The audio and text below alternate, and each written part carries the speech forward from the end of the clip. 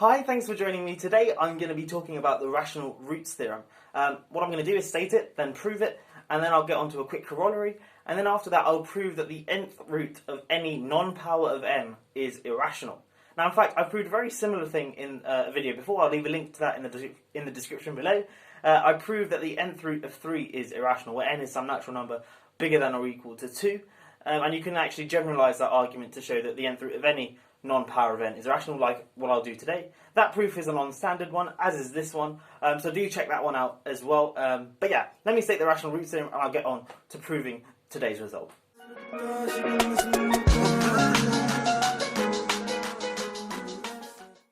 Okay, so this is the rational roots theorem.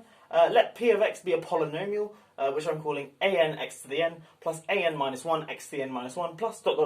plus a1x plus a naught, with an non-zero, which is pretty standard, and a naught non-zero, which is less standard. The reason we've got a naught non-zero, because if, of course, a naught was 0, then we could take out factors of x. Okay, so essentially we're assuming we've taken out as many factors of x as we possibly can, and so we're left with a non-zero constant term. Okay, and each of the AIs are integers. Then, if t equals alpha over beta, well, alpha and beta are integers, so t is a rational number.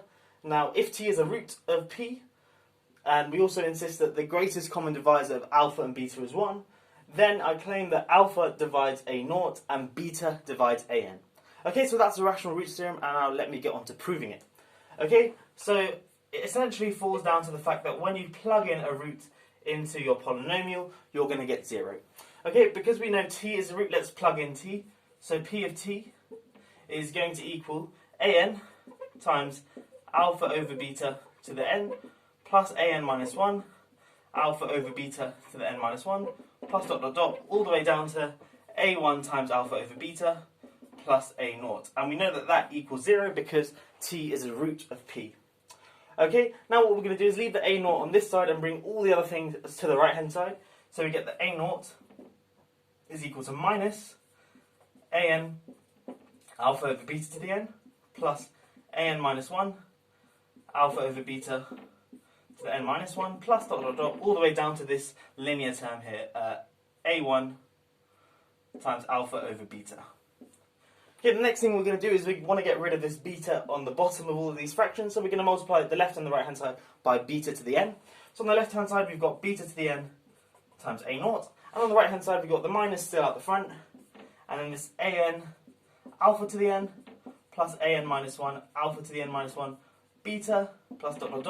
all the way down to a1 alpha beta to the n minus 1. Okay, great. Notice that this thing here is an integer, because obviously each of these things here are integers, they're products of integers and whatnot, and we've got a minus sign up front. That doesn't really matter. Now, clearly the right hand side is divisible by alpha. Well, why is that the case? Because this thing here is divisible by alpha, we've got alpha to the n there. This thing here is divisible by alpha, we've got an alpha to the n minus 1 here. And all the way down to this last term, which is obviously divisible by alpha as well, because we've got an alpha there too. Okay, so the right hand side is congruent to 0 mod alpha, and because the left hand side equals the right hand side, that must mean that the left hand side is congruent to 0 mod alpha. Okay, so we can conclude that beta to the n a naught is congruent to 0 mod alpha. And now because alpha and beta are co-prime, then that also means that alpha and beta to the n are co-prime, and thus we can divide both sides by beta to the n and can conclude that a naught is congruent to 0 mod alpha. Okay, so then that proves that alpha divides a naught. And then to prove that beta divides an, I won't go through it here. It's a very, very similar thing. We use this sign here, and instead of bringing this thing to the other side, which is what we did just now, we're going to bring this thing to the other side. So on the left hand side we've got an times alpha over beta to the n, and on the right hand side we've got all of this thing here.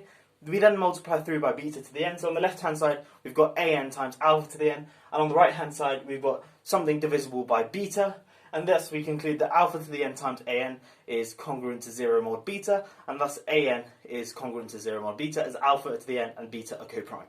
Okay, so that proves the rational roots theorem. Now let me prove a quick corollary, and then we'll get on to proving that the nth root of a non-power of n is irrational. Okay, so now let me prove a quick corollary. Let p of x be a polynomial, just like before, except now our an term is 1. So we've got a monic polynomial, and again a naught is non-zero, and each of the AIs are integers. then I claim that if t, a rational number, is a root of p, then t is an integer.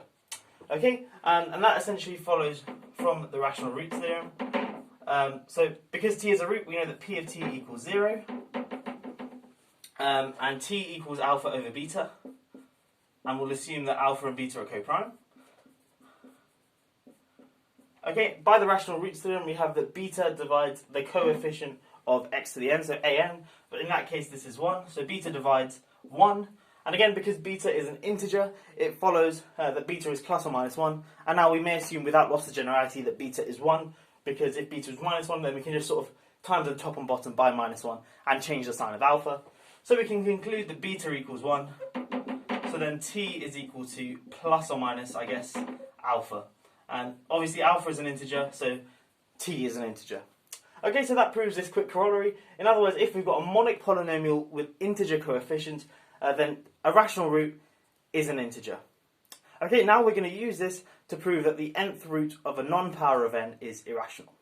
Okay, so I've put a claim up on the board. Let n and t be natural numbers, and suppose that the nth root of t is not an integer. In other words, t is not a power of n. Then I claim that the nth root of t is irrational, i.e. the nth root of t is not a rational number. Again, to prove this, we're just going to use the corollary we just used, and I'm going to give you a particular p of x. It's going to be x to the n minus t. Okay, firstly, t is a natural number, so this thing here has integer coefficients, great, and also the coefficient of x to the n is 1, so we can apply the corollary we just had, and also the fact t is not 0 as well, means we can apply the corollary we just had.